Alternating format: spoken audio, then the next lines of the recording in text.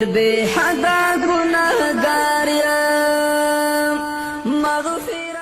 پلهي او مرستندویه تنظیم امید ویلفیر ارګنایزیشن د سوري لاندې نن په کوهسار سکول صدې کې په سلو نه زیاتو غریبانو کورنو کې د رمضان فوډ پیکج په نوم خوراکي توکي تقسیم کړي شو. په دې مهال د یوې ساده شان دستورې تابعه هم کړې شوې وه.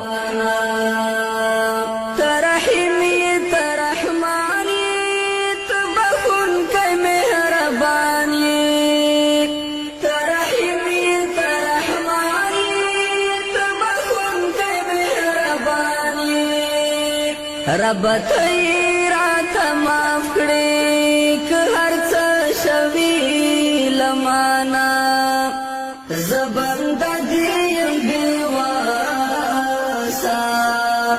درته سوال کوم سبحانه درته سوال کوم سبحانه انسان یم لالې چې یم رانه پاتې دستا لاره زه انسان یم لالې چې یم رانه پاتې دستا لاره مینهوال مې د خپل ځان کړه زړه مې تور کړه له دنیا نه زه بنده دې یم بېوه. د شتمنو خلکو په تعاون سره چلیدونکي د دغه تنظیم یو غړی وایي چې اکثر د پیسو د کمی په وجه حقدارو خلکو ته امداد میلاو نشي، ولې چې تنظیم سره د امداد کوونکو خلکو شمیره ډیره کمه ده. دوی په شتمنو خلکو غږ وکړو چې دوی سره دې مرسته وکړي. مغفرت غواړم. خبره دی تقریبا 130 یتیم بیوه معذور فیملیز کې دا فوډ آئٹمز تقسیمیږي.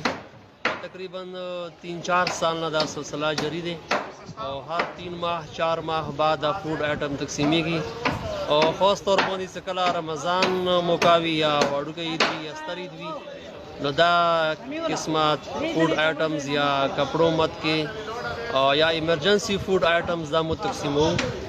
انشاءالله دې کې هغو کسانو چې کوم سره ډونرز دي مخیر حضرات دي هغو موږ ډېره شکریا ادا کوو چې دا پروګرام هغه وجه ممکن شو.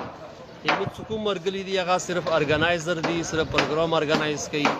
نو کوم خلک چې مو اواز واوري هغو ته دا ریکویسټ مو کوو چې انشاءالله تاسو دې پروګرام کې مو سره بھرپور تعاون کوو. تاسو هر یوه پیسه هر یو فوډ آئټمز او مو صحیح حقدار ته رسوو انشاءالله. تو سره څومره فیملیز رجسټر دي او نن څومره کسانو ته امداد ملاو شو؟ فیملیز مو سره رجسټر تقریبا 150 فیملیز مو سره رجسټر دي چې هغه کې ساده او سادې سره مضافات ټولو کلونه تقریبا هر یو کلی نه 4-5 شپږ فیملیز مو سره رجسټر دي. خو کله کله بدقسمتي وجې سره بعض فوډ آئټمز مو ځنه کورونو ته ور نه کړو ځکه چې مو سره کوم چنداوي هغه دوروي نه کله کله یو 5-10 فیملیز مور کې ډراپ کو هغه فیملیز هغه زیاتې مستحقي دي هغو ته مو حساب ورکړو. هغه وړونه چې هغه بهر ملکونو کې دي او یا دې ځای کې چې کوم شتمن خلک دي هغو ته مو دا ریکویسټ کوو چې تاسو خپل کلي کې ټیک دی خپل کلي کې تاسو هیلپ کوو او امید دی چې هر یو کس دې ځای کې دا احساس دا جذبه لري. خو انشاءالله امید ویلفیر ارګنایزیشن سره تاسو بھرپور تعاون کوو انشاءالله تاسو هر یوه پیسه به مو صحیح مستحق ته رسوو انشاءالله. دوی کردار دی او مسلسل څو کالونه دا د هر عید په موقع باندې او ماهانه طور باندې دوی دغو غریبانو سره تعاون کوي. موږ ټولو مسلمانانو دا اپیل دی چې دې ادارې سره زړه اخلاص سره تعاون جاری وساتي. انشاءالله دا اداره به انشاءالله مستقبل کې نور هم فلاحي کارونه کوي. جزاکم الله خیر. درته سوال کوم سبحانه درته سوال کوم سبحانه